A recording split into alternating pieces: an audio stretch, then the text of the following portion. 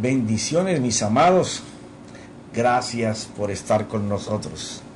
Bueno, hoy es un día muy especial. Todos los días de Dios son especiales, pero hoy es un día en donde nuestros sentimientos y emociones están de mucho favor, porque un gran amigo de España, llamado Lorenzo, estaba muy mal por muchos meses, y hoy el Señor lo ha sanado, y lo ha sanado de una manera sobrenatural. Gracias, Padre, por esa sanidad. Bueno, estamos hablando de la mesa de los panes de la proposición, o donde Dios propone una palabra para su pueblo o para una persona, o lo que llama el pueblo hebreo la mesa de los panes de su presencia. Ya hemos hablado qué significaba en el tabernáculo de Moisés, y ya hemos hablado lo que significa hoy en ese templo hecho por las manos de Dios. Y ya estamos cerrando. A mí me impresiona muchísimo cómo cada vez el Señor me va dando más y más cosas. Y hoy es el capítulo 148, hablando del tabernáculo y hablando siempre 40 minutos. Y los que faltan todavía para terminar, porque vamos a terminar con el altar de oro, o el altar del incienso. Quedamos la semana pasada hablando de que tenemos que regresar a una conciencia que viva en estado de inocencia, pero que esto iba a ser muy complicado debido a la cantidad de años que nosotros llevamos viviendo en una naturaleza caída y practicándolo, aún estando en la iglesia. Pero que miramos por la Escritura como alimentándonos de los principios de Dios y yendo allí al espíritu de la mente, donde se forzan todos los pensamientos, como si nosotros tenemos los principios de Dios, como la Escritura lo dice, constante, permanentemente meditando en ellos, reflexionando en ellos, dejándonos influenciar por el Espíritu Santo, podemos llegar a alcanzar en el desarrollo de nuestra vida cristiana posiblemente no esa perfección que Dios habla de un niño, pero sí trabajaremos todos los días para ser como tal. Entonces hablamos de que eso no era fácil, pero que con disciplina y con consagración nosotros podemos desarrollar una buena conciencia, en donde todos los antivalores que le creamos en el desarrollo de nuestra vida puedan ser expulsados por los principios de Dios. Y entonces hoy quiero hablar contigo en base a lo que quedamos la semana pasada en esa plataforma, en Mateo 18, versículos 3 y 4. Les aseguro, hablando el Señor Jesús, que para entrar en el reino de Dios, ustedes tienen que cambiar su manera de vivir y ser como niños.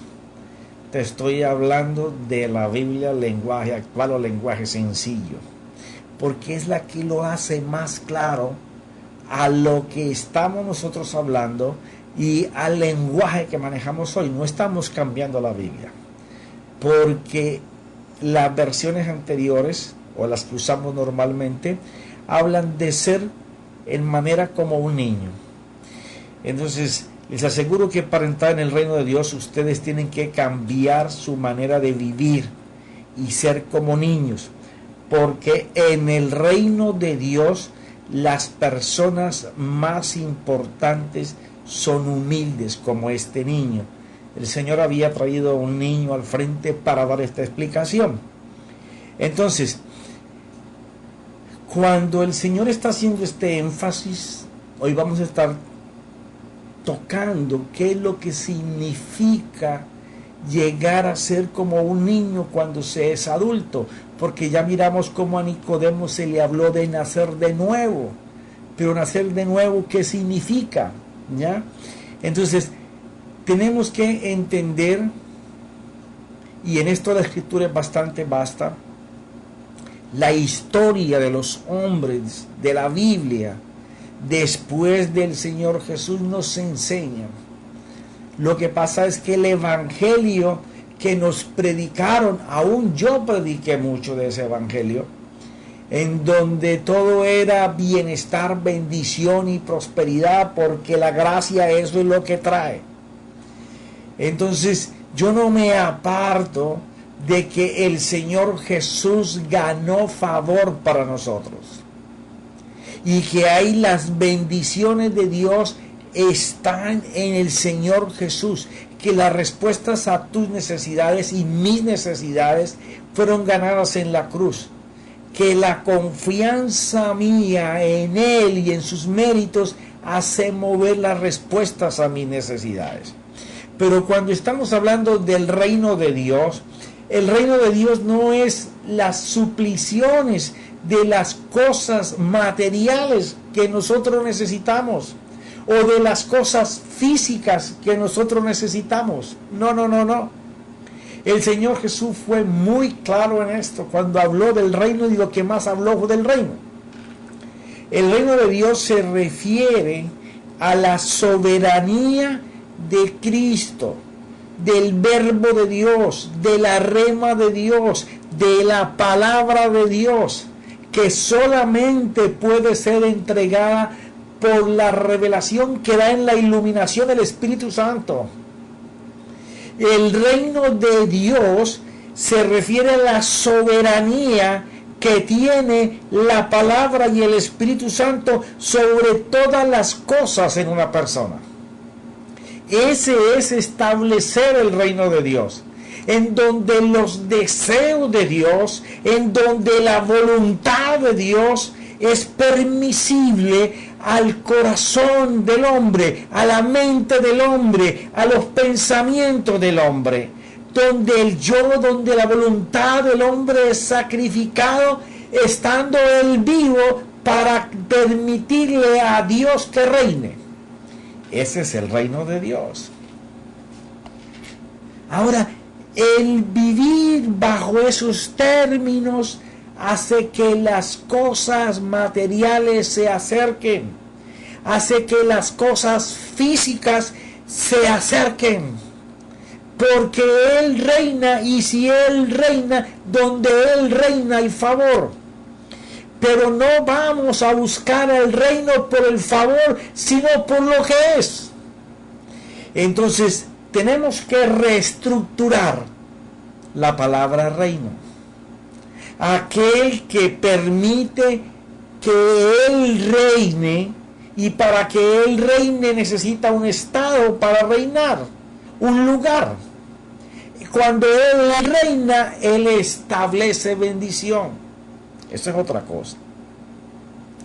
Pero no lo va a ejercer conforme a las estrategias o poderes naturales del hombre, porque el otro reino es cuando todo haya sido hecho nuevo para ejercer un reino con todos los salvados y sobre todas las cosas. O sea, el reino de Dios es el poder de Dios reinar a través de su palabra y de su espíritu, de Cristo, del verbo y del espíritu, como tú lo quieras llamar, pero va a ser lo mismo, reinando en tu mente, en tu culto racional. Ahí es donde podemos hacer la perfecta, buena y santa voluntad de nuestro Dios.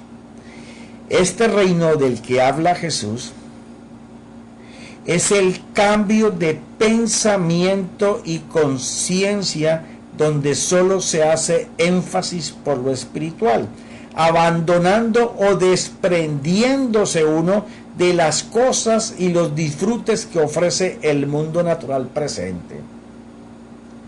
Es cuando voluntariamente le entregamos nuestra voluntad para que Él gobierne sobre ella. Es en donde las cosas materiales pierden el encanto, porque nuestro encanto está en estar con Él, en poder estar en su presencia, el poder no estar inventando diciendo que Dios me habló, sino que cuando Dios te dé una palabra, esa palabra tenga un acontecimiento. Sí, porque de nada sirve que digamos, uy, Dios me habló, pero lo que Dios te habla no se puede ver en el mundo físico. Por eso es que todo lo que el Espíritu Santo hace es visible. Porque Él es el que empuja una palabra, y es cuando Él empuja esa palabra, está la voluntad de Dios siendo cumplida por el Espíritu Santo a través de alguien por quien la va a enseñar. Es cuando solo se anhela ser lleno de Cristo y el Espíritu Santo y su manifestación al mundo natural a favor de los necesitados, tanto en el campo espiritual como en el físico. O sea, de las cosas del reino que tenemos que aprender es que si nosotros estamos buscando que Él reine, si Él va a reinar en nosotros, Él necesita a alguien. Así como el Señor Jesús permitió que Él reinara. Cosas que vamos a ver en el altar del incienso. Porque el altar del incienso no es presentarme a Dios en oraciones, y la oración no es una retahíla de palabras, es un diálogo en donde yo voy a buscar comunión. Yo cosas en común con Dios y Dios cosas en común conmigo. Va a ser tremendo. Va a ser tremendo tratarlo, porque se trata de hacer en nuestro léxico de hoy le podríamos llamar la regla, la fórmula del Señor Jesús. Él no hacía nada si no veía al Padre hacerlo. Él no hablaba nada si el Padre no le hablaba primero. Y eso está visto y contemplado en toda la Biblia, sino que Jesús lo expresó, lo explicó, lo perfeccionó, lo hizo ver, lo hizo notar. Pero todos los hombres en la Biblia se movieron detrás de una palabra que Dios les dio. En sueño, en visión, personalmente, pero así funcionó. ¿Ya? O donde lo que había escrito saltaba en ese momento como Dios hablándoles. Donde en el campo espiritual como en el físico, donde de manera divina vienen las respuestas. Y todo esto sucede cuando podemos oír sus palabras, obedecerlas para hacerlas. Es cuando vivimos en el reino. Y esto es bien clave, este resumen que saqué aquí. ¿Cuántas veces en el transcurso de nuestra vida cristiana no decimos, sí, yo estoy creyendo? Sí, yo estoy creyendo. Pero no somos capaces de obedecer lo que estamos creyendo. Porque cuando tú dices que estás creyendo, tú tienes que obedecer eso que estás creyendo e inmediatamente salir a hacerlo.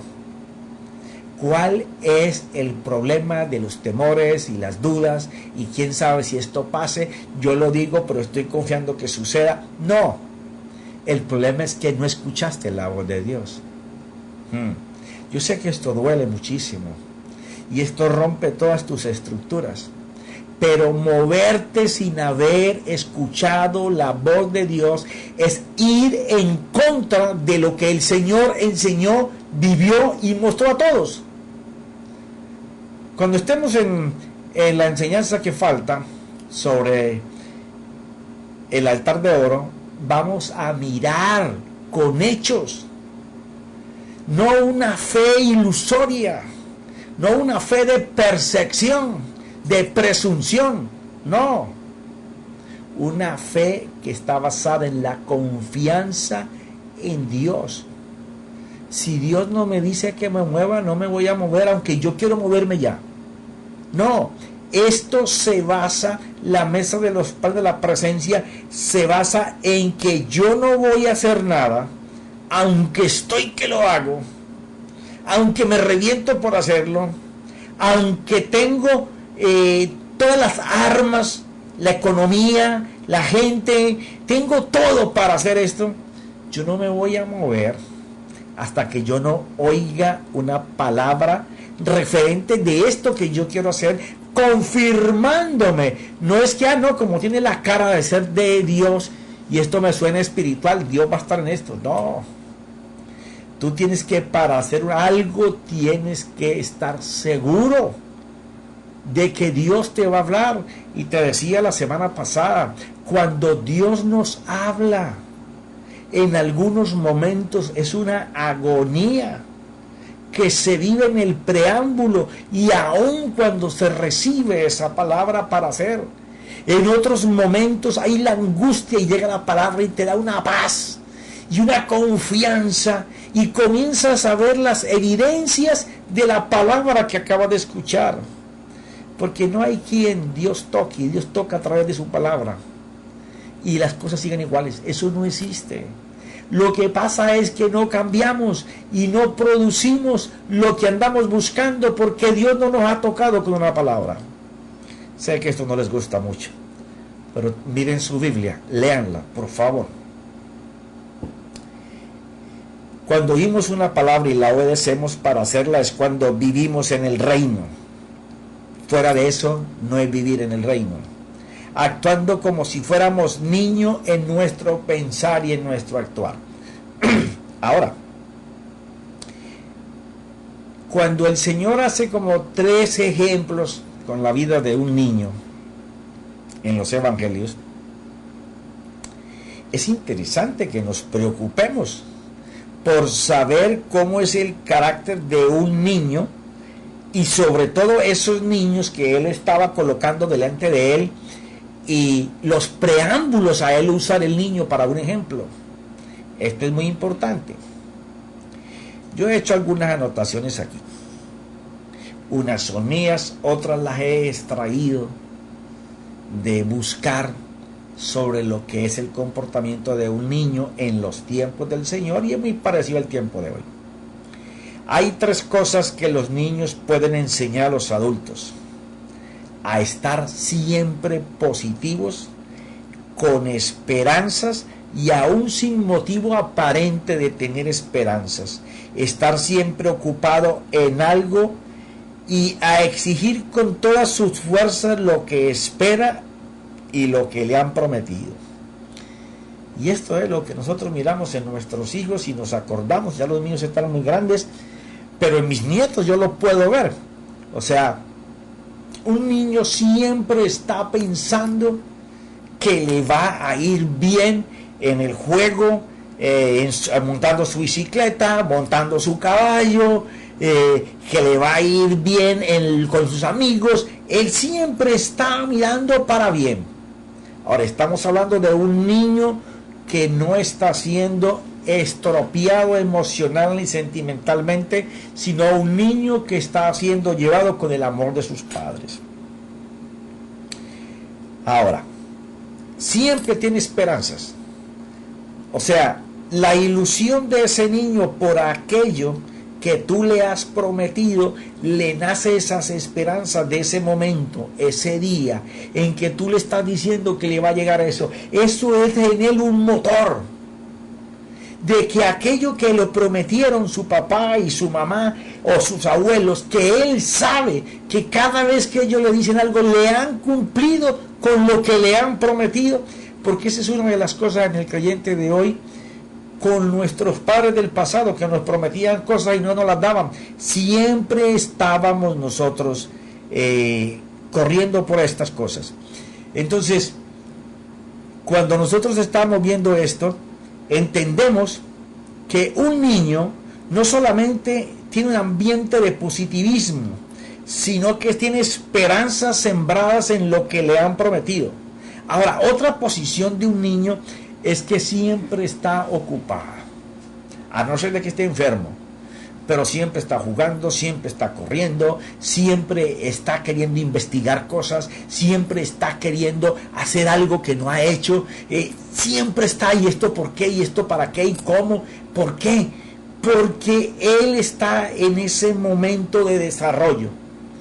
Entonces cuando Jesús está llamando a un niño al medio para ponerlo como ejemplo y hablar del reino, nos está hablando de las mismas cosas, pero en el reino de Dios, el comportamiento en cuanto a las cosas, el poder como un niño exigir con fuerza las cosas que él está esperando porque se las prometieron.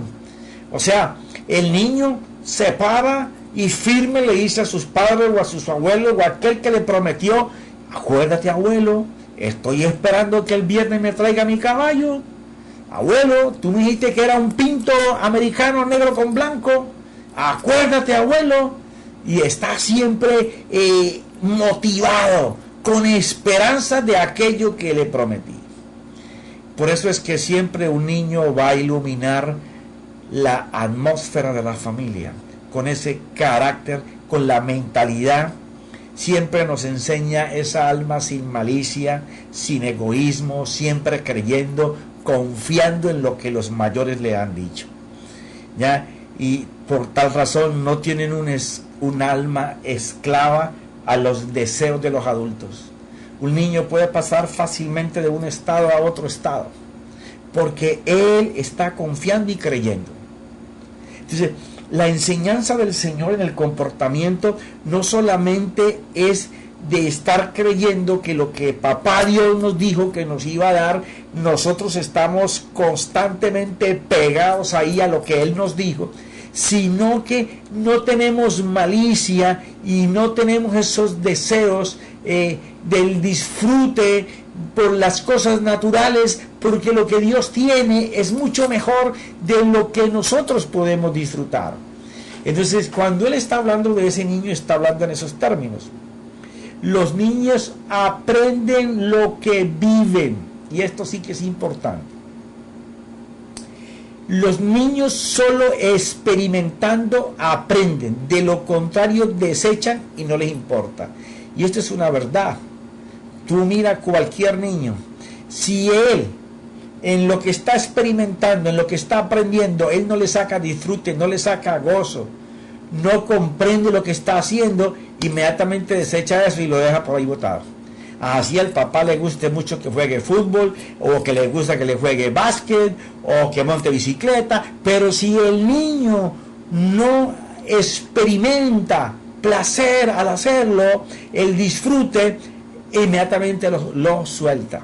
Entonces, cuando Él coloca a un niño en el medio, está también hablando de lo que nosotros debemos de experimentar que ofrece el reino. La gente habla de reino, pero no sabe ni lo que es el reino. Mucha gente cree que el reino es casa, carro, beca, plata, vacaciones, vestir bien, tener joyas. No, mi hijo. No, mi hijo. El reino es que tu culto racional se doble, se humille, se quiebre para que Él gobierne dentro de ti con sus principios y con su espíritu. Cuando Él reina, ese reino es pobre. Ese rey es rico en provisión, en sanidad, en señales, en milagros, para tu casa, para con tu cónyuge, para con tus hijos, para con tus nietos, para con tu iglesia, para con tu empresa, para con el trabajo. No hay nadie que Dios toque y siga igual. Eso es lo que me muestra toda la Biblia a mí. No hay sueños imposibles ni tan lejos si somos como niños. ¿Por qué? A un niño no le cuesta soñar sobre algo, ni él está pensando qué tan difícil le será a mi papá traerme tal cosa. Así valga muchísimo. Él no tiene cuantificado que su papá posiblemente no tenga el recurso para comprar lo que él está anhelando tener. No. Él sabe que su papá lo ama y que él va a hacer todo lo posible por darle eso. Pero con Dios no es así. Con Dios es mejor. Tú no puedes cuantificar lo que tú necesitas y darle un valor de imposible para tener. No, tu Padre es todopoderoso para poder darte todo lo que tú necesitas. Y si tuviera que crear algo para que tú lo tuvieras por confiar y creer que Él te lo puede dar, Él lo va a hacer. Eso es lo que estaba demandando el Señor. ¿Ya? Ser como niños sin miedo a la locura. ¿Tú no has visto a los niños cuando entran? A ellos no les interesa si hay gente adulta o hay gente mayor. Entran corriendo, gritando. Y si alguno discute con el otro, no se pone a ver que está el abuelo y el papá y no discute. Ellos no tienen problema en enseñar como ellos son. Y cuando se está refiriendo al reino, lo que Dios quiere es que nosotros exhibamos esa locura del reino, esa confianza, ese depósito a la fidelidad de Dios y creer que Él lo va a hacer, sin importar cómo nos oyen los demás. Pero tenemos tabúes del que dirán. Me van a decir mi esposa que estoy loco, mi esposo que estoy tostado de la cabeza. Mis hijos se avergonzarán de mí, mis amigos. Ellos no tienen miedo a la pérdida. Son atrevidos delante del ridículo con tal de alcanzar. Esto es precioso con los niños. Yo ya crié mis hijos, pero ahora con mis 3 nietos me doy cuenta de todas estas cosas. Por eso me fue fácil escribir esto. A ellos no les importa si están jugando y se tienen que vestir matachimente, que nosotros no lo haríamos, ellos lo hacen. Si se tienen que mojar, ellos se mojan. Si está lloviendo y tienen que correr por el medio del agua, ellos lo van a hacer. Si se tienen que meter al pantano y jugando, lo van a hacer, y sin importarles el ridículo que hagan. ¿Ya? Porque ellos son atrevidos con tal de alcanzar las cosas que desean hacer. Están listos y dispuestos a volver a intentarlo. Y esto yo sí que lo veo. Voy a contarles sobre un ejemplo. Resulta que mi nieta tuvo un caballo aquí en casa.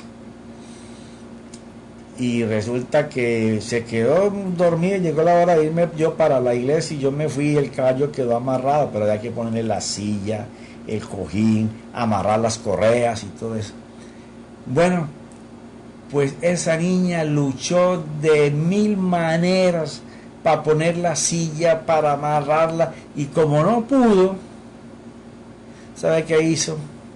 Se montó a pelo y esperó que el caballo abriera la boca para masticar, para meterle el freno. De alguna manera ella lo intentó una y otra vez hasta que logró montarse en el animal. Eso es un niño. No se dejan vencer hasta alcanzar. Y si ven que no pueden, comienzan a luchar y a patalear para que les vengan a ayudar. Dios está hablando de eso. De alcanzar las cosas de Dios a través de porfiar, a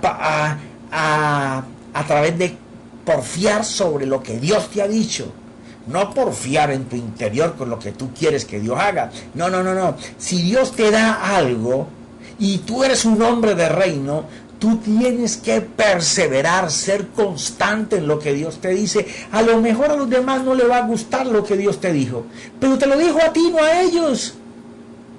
A lo mejor te tienen que quitar un poco de gente del lado que no está de acuerdo con lo que tú tienes que hacer, para poder que vengan los que Dios te va a enviar para poder hacerlo.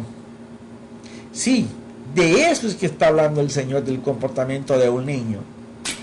Otra particularidad de un niño, la tolerancia, es la que separa a los niños del carácter de los adultos. Es la capacidad de soportar con respeto, aún en desacuerdo con lo que él está pensando. Cuando un niño pide algo a su padre, o a un abuelo, o a un maestro en su escuela, y no se lo dan porque no le conviene, porque no es el momento para dárselo, porque no lo necesita, o porque hay que enseñarle que es un capricho y no se lo van a dar. Eso hay que aprender en el Evangelio. Las cosas no son como nosotros creemos, como pensamos. Tenemos que evaluar lo que Dios quiere hacer. Pero ¿por qué no lo podemos hacer? Porque hay falta de comunión. Comunión no es ir a hablar una retahíla de palabras.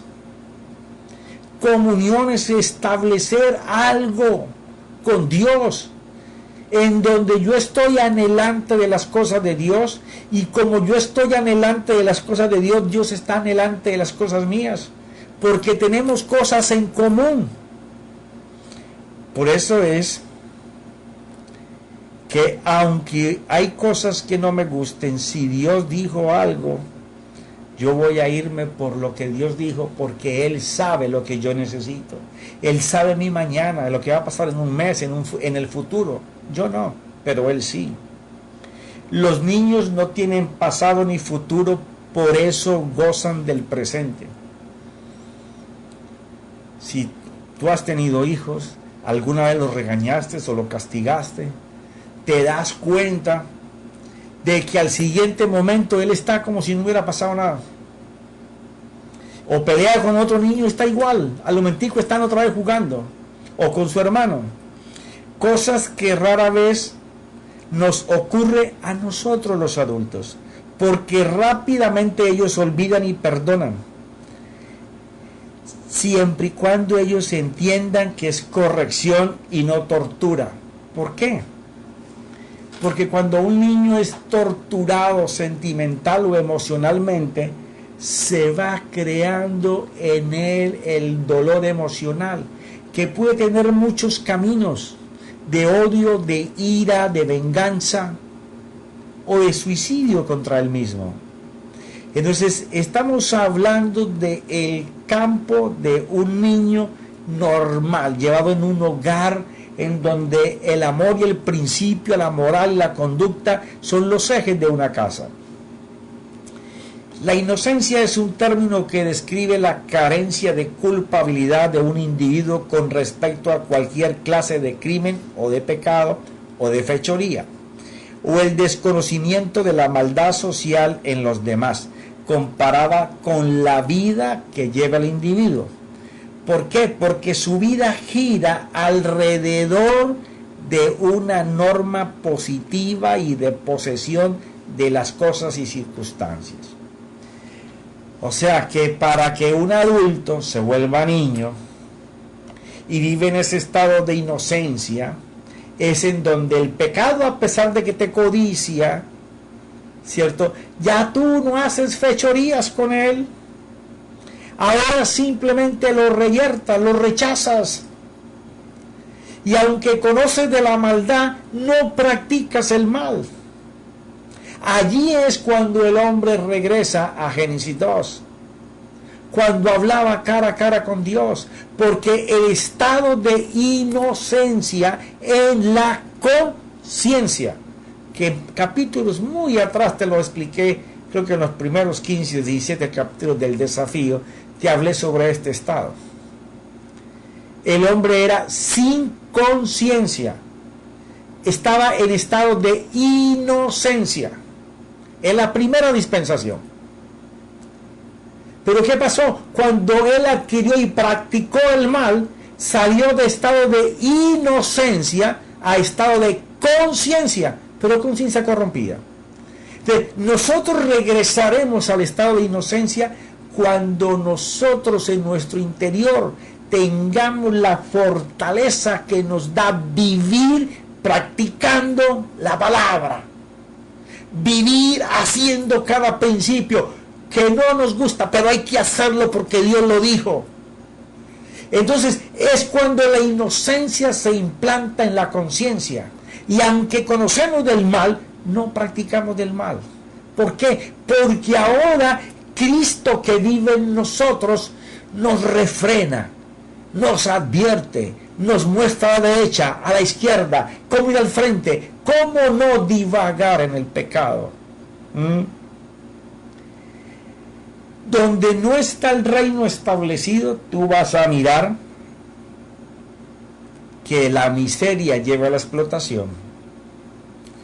Donde la avaricia con cara de espiritualidad solo busca lo propio, es muy egoísta, todo lo quiere para él, ahí no hay reino. En donde usted quiere para usted y los demás que sufran, que se la busquen como yo me la busco, en donde usted solamente quiere usar a los demás para su beneficio, ahí no hay reino. Porque recuerda, el reino es Él reinando sobre mí. Y yo habiendo colocado todo lo mío en sacrificio para que Él reine con libertad. Ya no vivo yo, ahora vive Él en mí. Eso dice la Escritura. ¿Ya? Solo busca lo propio y es muy egoísta. Donde las guerras son continuas, los odios son raciales y religiosos, son el motivo para matar, donde se crea el hambre, las enfermedades, donde abunda el pecado personal y social. Nosotros estamos que estar bien claros en que el reino de Dios no son bienes materiales ni físicos. El reino de Dios es tu estructura de tu culto racional, donde están tus emociones, tus sentimientos, tus apegos. Toda esa parte del culto racional está rendida, dada a nuestro Dios. Pero donde no hay moral, donde no hay desesperanza, donde la conducta es cerrada, donde se quiere romper todas las normas, donde la lujuria y lo impuro es aplaudido y autorizado como lo normal, en donde se está buscando destruir al ser humano desde el vientre, en donde se está hablando de que es normal que los hombres tengan relaciones y matrimonios entre hombres, como dice la Biblia, dándose en casamientos, hombres con hombres, mujeres con mujeres. Eso no es normal. Aunque ahora el estilo es sacar sacerdotes en todas las creencias, que esto lo hagan como verdad, como lo correcto. Eso no es reino. Eso es libertinaje del diablo, mi hermano. Lo de Dios es muy diferente. Qué lejos estamos hoy en día de la constitución del reino de Dios. Sí, porque de algo que usted va a escuchar hablar muy poco, ya que se trata de entretener la gente que tienes en tu congregación, para que no se te vayan y te salten al corral de enseguida, donde sí le hablan de que le va a ir bien, de que a toda hora va a estar sano, de que la prosperidad está para él, que el tiempo es difícil pero que él va a reverdecer, que se va a hacer millonario, que su empresa le va a crecer. O sea, el evangelio que fatiga al alma con hechicería, obviando, ignorando los tiempos proféticos que estamos viviendo.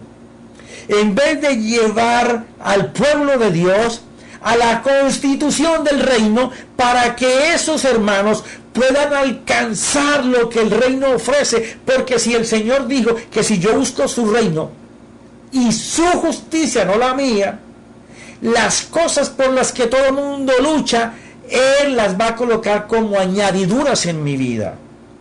Pero no queremos hablar. A ver, yo te invito a que tú escrutes toda la cantidad de gente que hace sermones y los publica. Observa cuántas veces está hablando de la cruz, cuántas veces está hablando de los méritos del Señor, cuántas veces está hablando de la venida de nuestro Señor. ¿Cómo se está hablando hoy en día?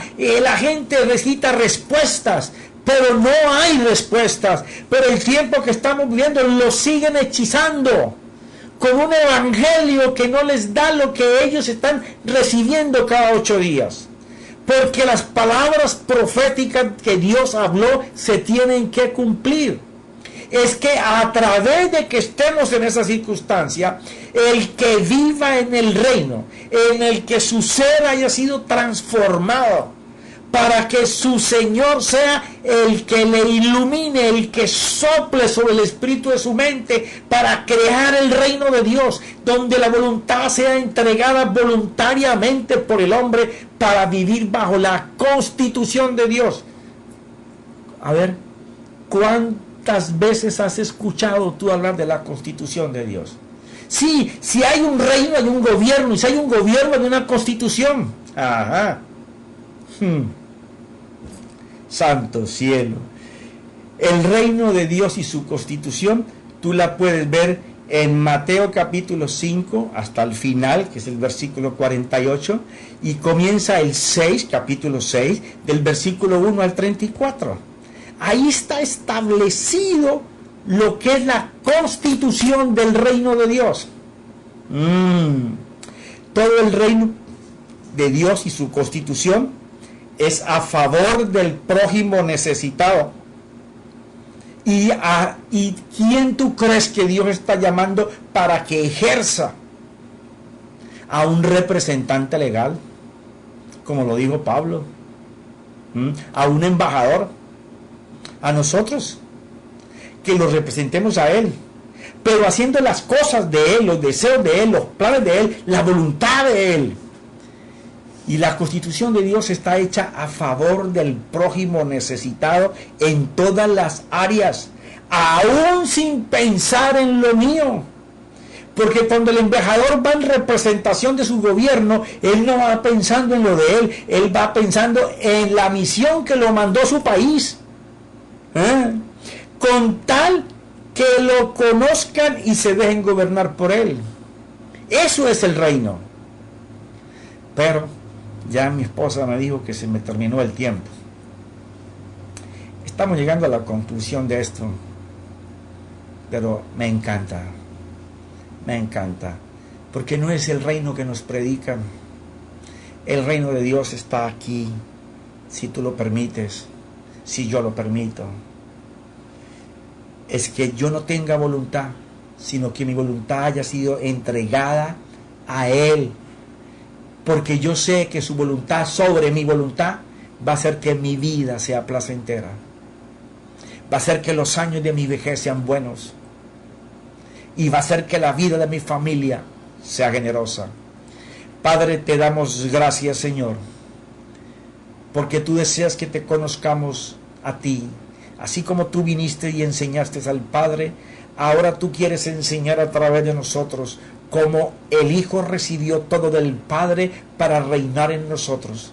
Y hizo la propiciación, el camino para poder caminarlo. Y no nos mandó solos, nos mandó a Cristo y al Espíritu Santo para poder hacerlo. En el nombre de Jesús. Amén.